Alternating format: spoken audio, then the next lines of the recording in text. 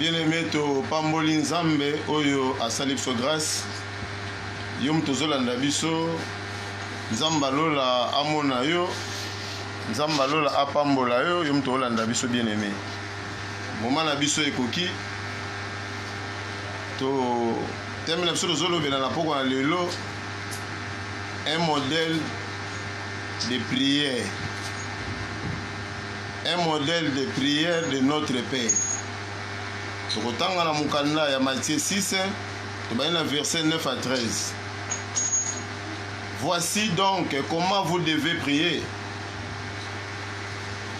Comment vous devez prier.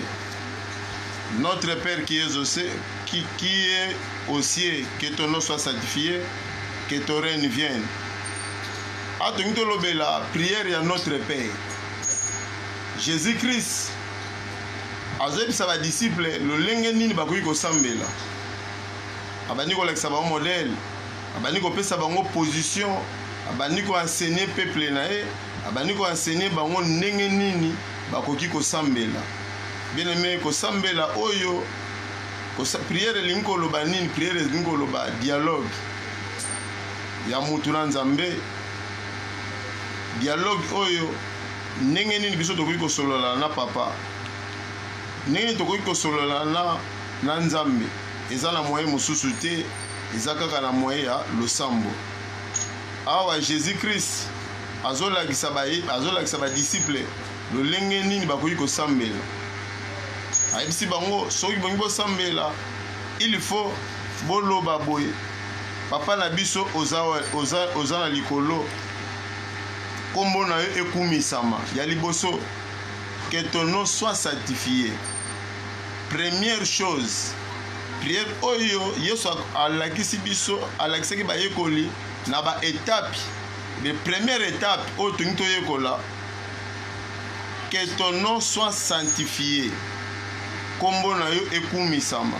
Yeso azo enseigner ba disciple un modèle oyo bakoki koloba liboso na nzambe ndenge nini bakoki kosadresse ndenge bakoki koprier liboso na nzambe ndenge nini bakoki kose comporter liboso ya nzambe oyo aza papa ya liboso kombo na nzambe oyo aza papa na biso likolo ezala sanctifié. Bien aimé, il faut kozala concentré na liboso na prière à notre Père yako ko élever grandeur na nzambe ya ko élever bonté ya Père ya nzambe na biso le Dieu le Père pe ko élever kombo na ye pe ko apprendre temps ya ko sala concentrer tango zo sambela na prière oya notre Père ko cita ngo lokola ba église musu ba cita kango te na kati ya prière à notre Père la prière oyo Jésus-Christ a adressé biso eza na mystère belé eza na mystère oyo eza caché na prière kaka ya notre Père qui est aux cieux, que ton nom soit sanctifié, que ton règne vienne. Ezali oyo prière oyo globé ba prière nyonso to sambelaka ezali eza révélation eza na kati ya prière oyo okozwa ngo te lokola Jésus expliquaki biso kaka bani koloba kaka ndenge église musu basitaka non prière oyo chaque étape ezali lolenge Saint-Esprit azomema biso na ndenge tokoki kokenda ba développement to bani na notre Père bien aimé notre Père céleste qui est aux cieux, que ton nom soit sanctifié. Il faut qu'on sanctifie. Quand on a prière à liboso, il faut qu'on sanctifie comme on a zambé. Il faut qu'on élève Jésus-Christ. Il faut qu'on adore Jésus, qu'on remercie na grandeur na ba merveille na ye. Au bandi na étape wana, ko tomo tango koti na domaine ya ko sanctifier comme on a zambé. Nzambe na biso aza saint le Dieu éternel tala me obani ko tala merveille na ye ko banda prière liboso na no prière ko banda ngo liboso ko kumisa nzambe ko azobatela yo ko vivre na kati ya mukili oyo azobomba yo azobatela famille na yo azoprotéger yo nzambe oyo il faut ko élever ko tombola kombo na ye ko dorer ko banda na adoration ko kumisa nzambe koelever koremercier na reconnaissance journée leki ndenge nini totamboli ndenge nini tovivre ndenge nini mpona kobanda priere ya liboso banda koleve na nkombo na nzambe bandi kotombola nkombo na nzambe bato mosusu babandaka kaka bandi kaka bongo me na kati ya priere oyo jésus alakisi bayekoli ya liboso na nzela molimo mosantu il faut kobanda kokumisa nzambe kotombola nkombo na nzambe kodore nzambe koeleve ye kotala grandeur na ye kotala babienfait na ye yango nde ekozala malamu obandi kotombola nzambe mpe kotya jésus christ na centre kotya le dieu na centre kozala concentré. Deuxième chose, que ton règne vienne et que ta volonté soit faite sur la terre comme au ciel. Namkana Matthieu 22, 41. Bien-aimé, deuxième partie, ezali kobele la reine na nzambe. Jésus reine na ye ekita ezala kati na biso. Na moment oyo ozobele la reine na okomi na étape ya reine ya keto ya reine ya Jésus Christ ekita kati na bomoi na biso. Mais eza moment oyo mutu fa bana koyoka nzambe. Il faut mutazala concentré mutabanda koumela toujours na volonté na nzambe. Mutu oyo il faut apesa vie na ye pa na nzambe.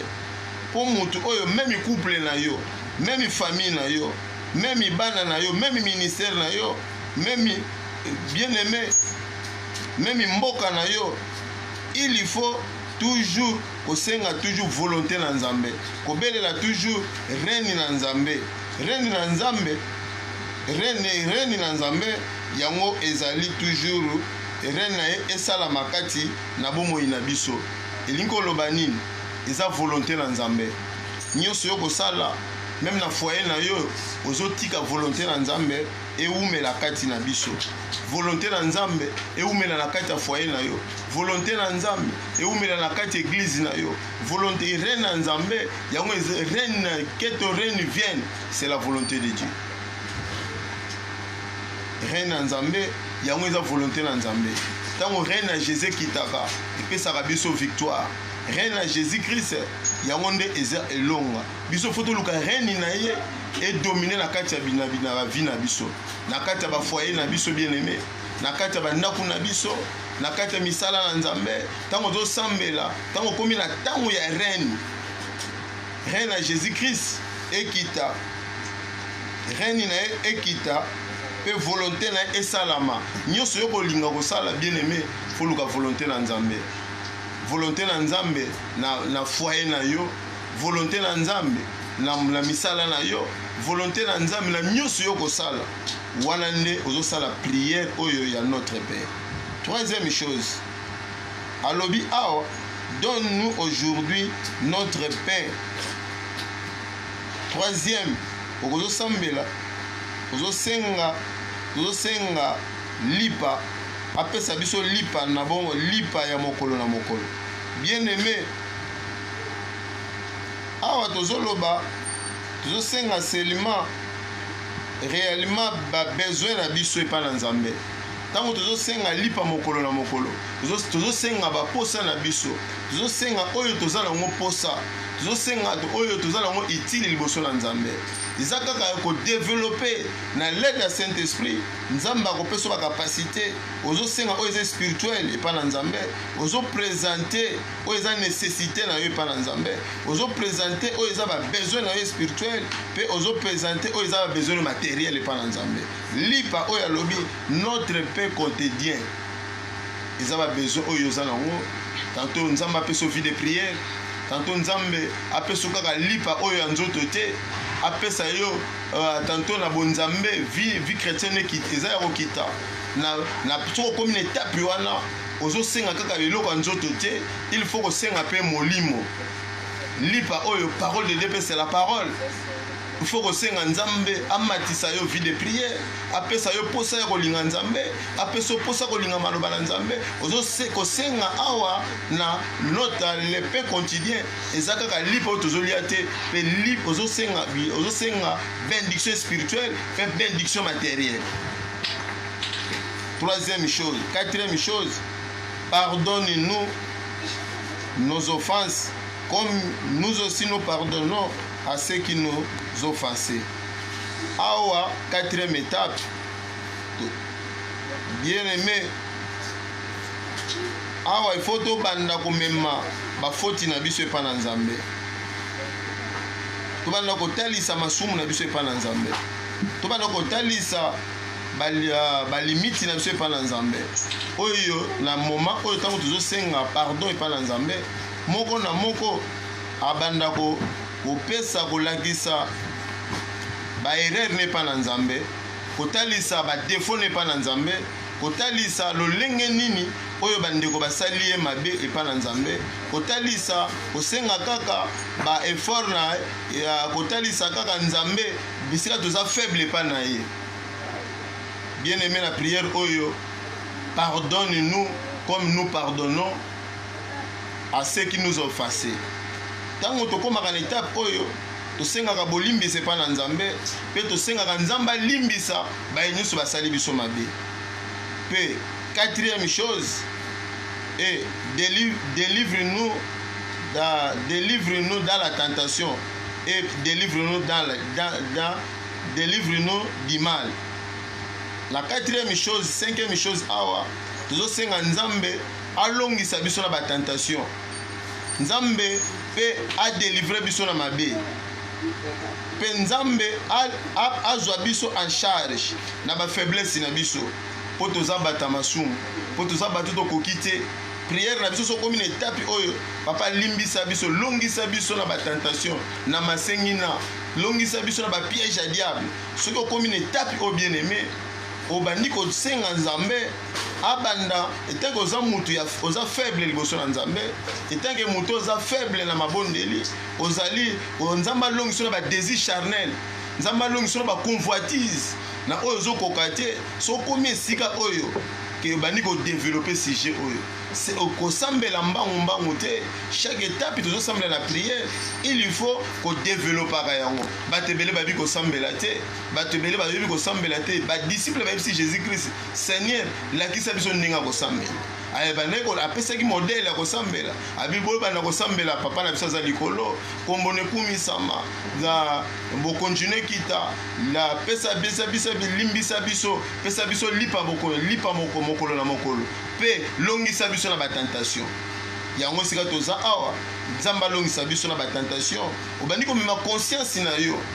Nzambe etant que être humain, Nzambe ba no conduire yo na protection.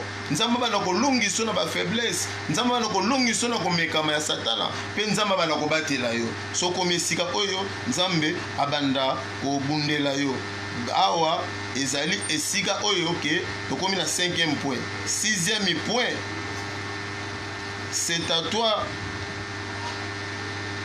que viennent toutes choses, la gloire, la reine et la gloire du siècle du siècle. Awa na suka esika nde tozo remercier Nzambe na nyonso bien aimé, il faut kumisa Nzambe, gloire ezonge pa na Nzambe. Ye mutu azali puissant, la puissance et la gloire eza ya Nzambe na biso. Ayem tazo régner na siècle à siècle. Ezali awa pour la kokumisa Nzambe. Na suka biso nous faut to fixer regard na biso pa na Nzambe. Po ye mutaza solution. Soko sengi, soko glorifier kombo na Nzambe, odore Nzambe, o élever Nzambe, o tubeli masumu na yo, o sengi présence na Nzambe. Bien aimé, na o sengi Nzambe a épargner yo na ba tentation, apesa yo mayele, ndenge nini okoki kotambola na kati ya mokili na suka biso nyonso lokola za mokonzi ya bokonzi, lokola nguya nyonso eza likolo na ye, gloire nyonso eza likolo na Nzambe. Bien aimé, biso awa il faut to fixer miso na biso pa na Nzambe. Po ye azali souverain na kotalisa ye ke ye nde mtaza papa, bonté na kati na biso, ye nde ba difficulté na biso nyonso. Tango yo lobi nyonso, il faut confiance pa na Nzambe. Il faut kotalisa Nzambe po yo ye nde mtaza solution. Osambeli eloko etikalaka na bato kozanga confiance. Osambeli na yo oumeli na ba prière liboso na Nzambe, mais eloko ezosanga biso confiance ezati.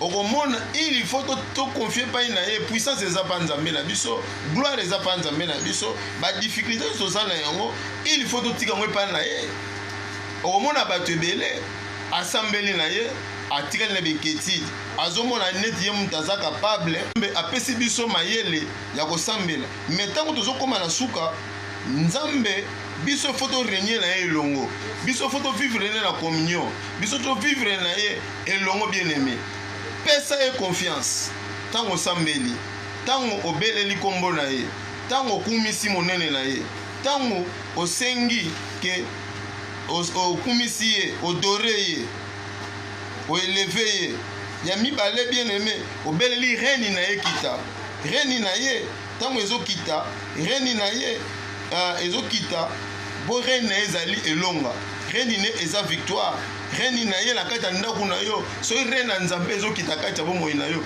akopesa victoire biloko wana tokobosana yango te okoki kosambela me modele ya priere jésus apesaki biso yango tosambela ndenge baeglise mosusu bazosambela te tata biso oza likolo komona ekumisama asuki na ye wana ke bokonzi ne kita mpe limbisa biso akotangela biso basengi na te longisa biso na batentation amen te le même prière wana okoki kodevelope yango 1 heure du temps okoki kosambela yango 2 heures du temps okoki komema yango 3 heures du temps po saint esprit ye azali source inépuisable aza wana akomema na grandeur quand les mêmes prières wana mutu musa kosambela yango 4 heures du temps les mêmes prières quand ya notre père mutu musa kosambela yango 30 minutes prière ya notre père musa kosambela yango 5 minutes mais ezo dépendre saint esprit bible lobi ba nyonso baza conduit na saint esprit baza bana na nzambe lokola saint esprit aza kati na biso ye mutu azolakisa biso lolenga kosambela bible lobi ke akolakisa biso lolenge nini toyokoki kosambela po biso nyonso toyebi kosambela te mutu akomema biso na bagrandeur akomema biso na betape wana c'est le saint esprit soki saint esprit otikeli espace ye mutu abana okonduire yo na prière ye mutu abana okoloba maloba yo bana okoloba bapense na yo te ye mutu azosonde le cœur et le rein bien aimé yango lelo teme na biso tolobeli awa teme na biso tolobeli ke un modèle de prière de notre père jésus alekisa biso modèle tosambela lokola bafarisien te bible elobi ke to bana komultiplie maloba ebele te bafarisien banoko basambelaka alobi mpona kosambela bikota na chambre osambela ezali komikota na bomombo moto na yo komikota kozala concentre liboso na nzambe komikabe epa na nzambe yango nde nzambe atini biso lolenge wana tosala lokola bafarisien te tosala lokola bafarisien te ozosambela bato nyonso bazomona tozose multiplie maloba mais soki ozosambela sa le saint esprit obana kosambela charnellement bana kosambela na nzoto mais soki saint esprit azoguide yo prière okosala prière moko obana kosola na nzambe bana kosola na papa na yo mpe nzambe ana orépondre yo le modèle ya prière eza kaka moko na mokanda ya Matthieu 6 verset 9 à 13 yesu alobi bayekoli alobi lakisa biso ndenge akosambela tanto oyebi te ndenge akosambela tanto ozalaka wana oyebi te ndenge akosambela lolenge osambelaka tanto nzambe asepelaka te prière eza dialogue prière eza lisolo ya yo na papa bien aimé oza mutu nesengo na pokwa na lelo yo mutu olandi biso tolobeli lelo a prière à notre père papa na biso aza likolo kombo na ekumisama so okomi na kombo na ekumisama ezosenga odore nzambe ezosenga otalisa monene na nzambe ezosenga oleleve nzambe ezotalisa grandeur na nzambe mpo aza malamu bato okufa na bango bakufa mais yo ozovivre soki lelo ozovivre na kati ya mokili oyo eza grâce ya nzambe ngolu na nzambe eza kati na yo obandi kodevelope na niveau wana obandi kokumisa nzambe na balolenge wana onayebi ke soki obandaka priere na mabe lolenga priere yango wana deuxième chose obandi kobelela rein kombo obandi kobelela rein nini ekita rein nini ekita mpe obandi kobelela reine na ye royaume na ye ekita lolenge tolobeli ntango okomi na troisième chose ozosenga ke apesa biso lipa ya mokolo na mokolo eza kaka lipa oyo toliaka te eza kaka tozosenga ya babesoin na biso babesoin physique mpe babesoin spirituel cinquième chose alimbisa biso lolenge biso lolimbisaka mpe baninga bandi kosenga ke nzambe obandi kotalisa bafoti no epa na nzambe mpe bandi komema masumu no epa na nzambe mpe kotalisa berere nyonso tosali liboso na nzambe. Après sixième chose koexpose ke nzambe alongisa biso na batentation bandi kosenga ke tangi toza bato toza faible liboso na nzambe nzambe alimbisa biso nzambe alongisa biso tokomi na biso na suka lelo tolobelaki la prière de notre Père qui est aux cieux nzambe apamboli tobandi biso na mokili mobimba nzambe apeso makasi nazosambela naotika moma oyo na maboko na nzambe nzambe alola napesi yo merci yo mutu obi poussé par le Saint-Esprit les hommes ont parlé de ta part nzambe oyo nyonso bazalaki faible na mabondeli oyo bayebaki ndenge osambela te Saint-Esprit yo nde ezala lisungi ya moko na moko lakisa biso lolenge nini tokoki kosambela pesa biso makasi ya koumela na présence na yo pesa moto azalaki faible na mabondeli à travers ya video oyo à travers ya matière oyo akoma makasi na prière abanda koumela bato banosala ba 10 minutes banosala ba heure des heures bato banokoka kosambela te molimo mosano pesa makasi bato baumela na présence na yo bakota na profondeur basala kiti moko agréable liboso na yo bana koumela na présence na yo na kombo na Yesu Masia afeke kombo ne kumisama na kombo na Yesu Masia tolobi lokola mutu moko merci Seigneur Jésus nzamba lola pambolo bien aimé to mutu landaki biso tokomi na suka leo tolobeli comment prier prière à notre Père yango nzambe amekaki komema biso na lisunya molimo santo loba tomeka kopesa to bana ko activer mutu moko oyo azalaki ya kolala otelema na mabondeli oumela na présence na nzambe obana kosambela mingi po nzambe apambolo akokisa posa mutema no tomona lobi na bolingo na nzambe nzamba lola apambola biso na kombo na Yesu Masiya.